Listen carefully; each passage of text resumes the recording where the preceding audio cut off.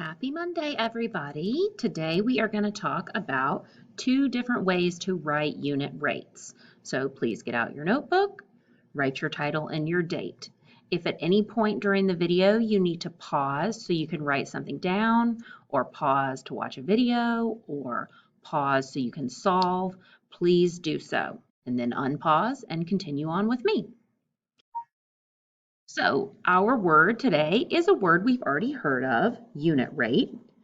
It is a rate per one, but there's actually two different unit rates we can talk about in any situation. For example, 12 people share 2 pies equally. One unit rate is 6 people per pie because 12 people splitting up 2 pies would be 6 people for each pie. The other unit rate is a sixth of a pie for one person. So we could be talking about one pie or one person. And if we wanted to put that in a table, add this to your notes, we're talking about people and pies.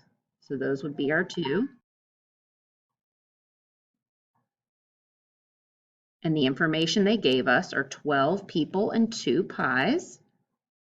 So the two different unit rates we could talk about are 1 pie per pie, which would be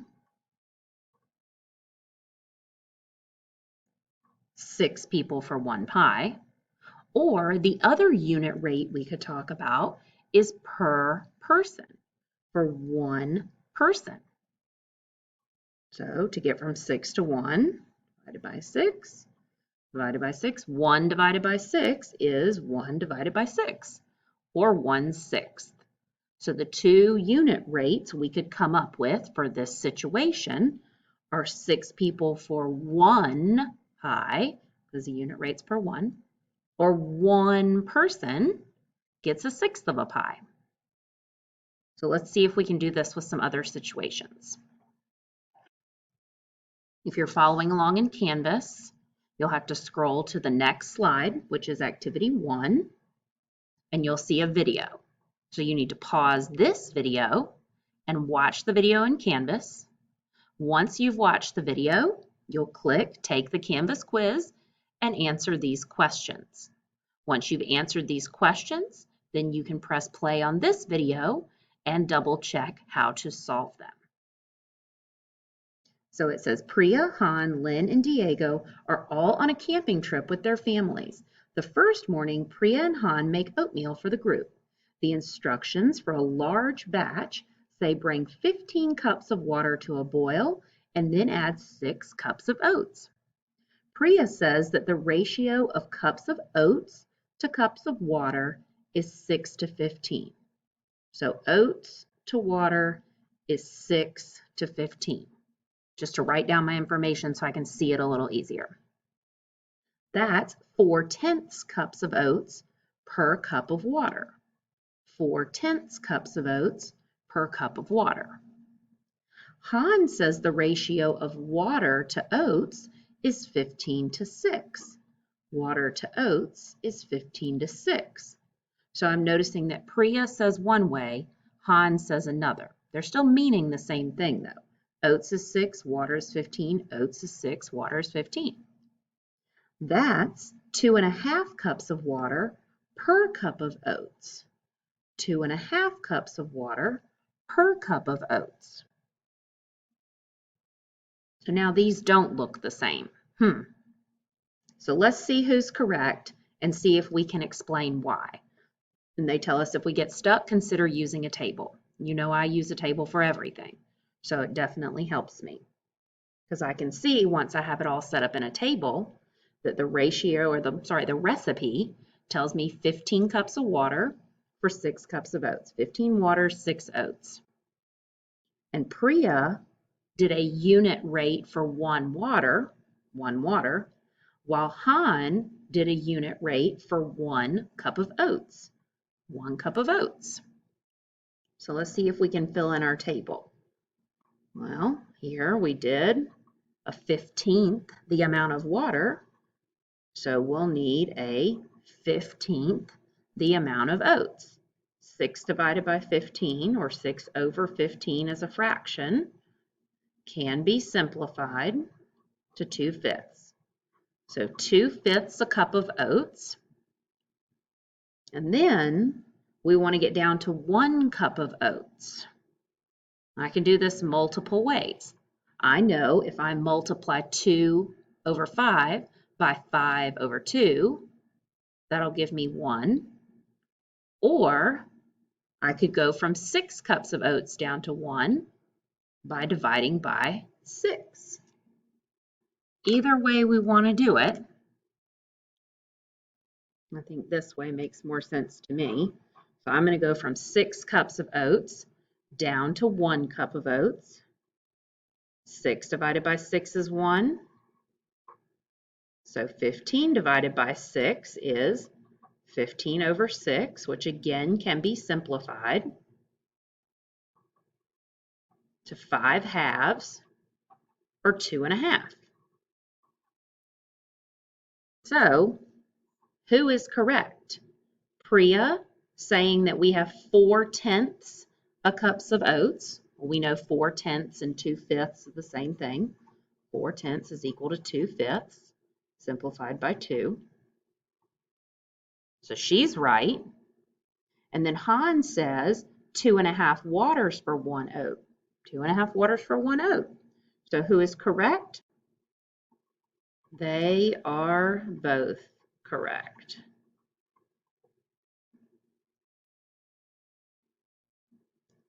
Okay, the second part of activity 1 says the next weekend after the camping trip, Lee and Diego each decide to cook a large batch of oatmeal to have breakfast ready for the whole week.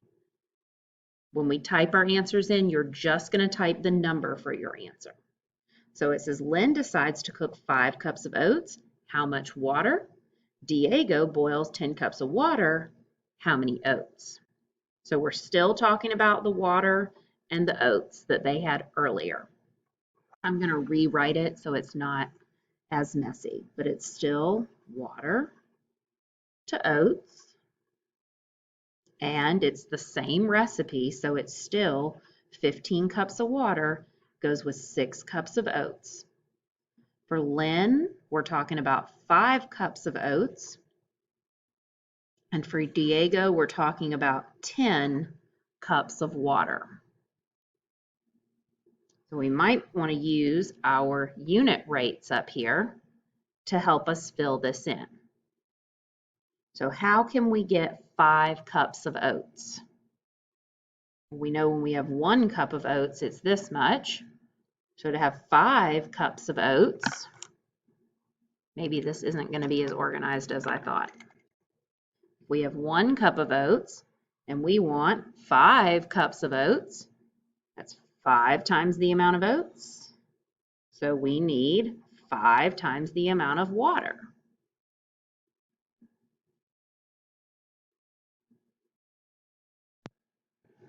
So 2.5 times 5 is 12.5 cups of water. Could we also see a relationship here? That this is 2.5 times this. So 5 times 2.5 would give us our answer. We could also use that. Now we have 10 cups of water. Could our unit rate of 1 cup of water help us get to 10 cups of water? Yes, 10 times the amount of water, so 10 times the amount of oats. So 2/5 times 10, or 4/10 times 10 would be 4.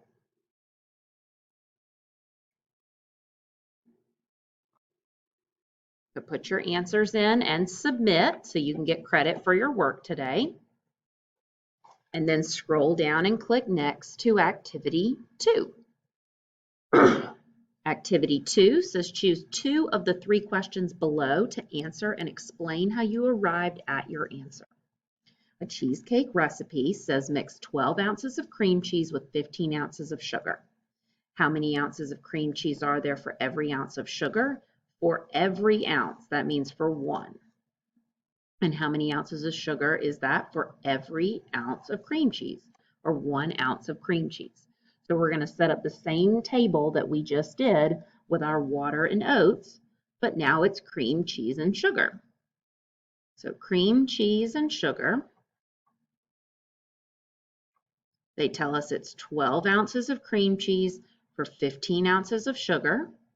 Question A is for 1 ounce of sugar. Question B is for 1 ounce of cream cheese. If it helps you to keep organized by putting your lines here, you can do that too. Okay, so how did we go from 15 to 1? Divided by 15. 12 divided by 15 is 8/10. And then how did we go from 12 ounces of cream cheese down to 1 ounce of cream cheese? Divided by 12. So divided by 12. 15 divided by 12 is 1.25.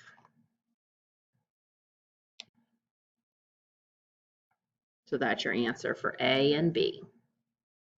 Number 2, Mai's family drinks a total of 10 gallons of milk every 6 weeks. How many gallons of milk does the family drink per week? And how many weeks does it take them to drink a gallon? So again, we're talking about two things in our chart, gallons and weeks.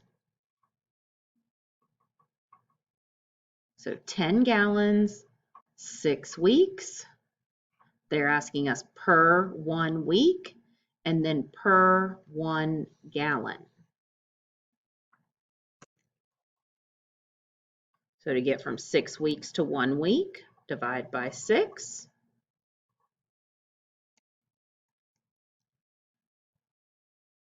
That is 1 2/3. And then to get from 10 gallons to 1 gallon, divided by 10. 6 divided by 10 is 3/5. Are we noticing anything here? If I wrote our answer up here as 8/10, 8/10 is the same as 4/5. And then this answer, 1 25/100 is 1 1/4 or 5/4. So we got 4/5 and 5/4. Here we got 5/3 because 1 2/3 is 5/3. And here we got 3/5. We're getting reciprocals of one another. So looking for patterns. Okay, our last one, Tyler paid $16 for 4 raffle tickets. So see if we can use our reciprocal idea to help us with this. $16 for 4 tickets. What is the price for 1 ticket? And then how many tickets will you get for $1? So 4 tickets down to 1 ticket, that'd be 1/4 of the number of tickets, so 1/4 of the price. So that's 4, or 4 over 1, and the reciprocal of that would be 1 over 4. So let's see if we do get 1 over 4 or 1/4. We went from $16 down to $1, which is dividing by 16. 4 divided by 16, that is 1/4. So we'd only get 1/4 of a ticket for $1. So we can't get anything for $1 basically.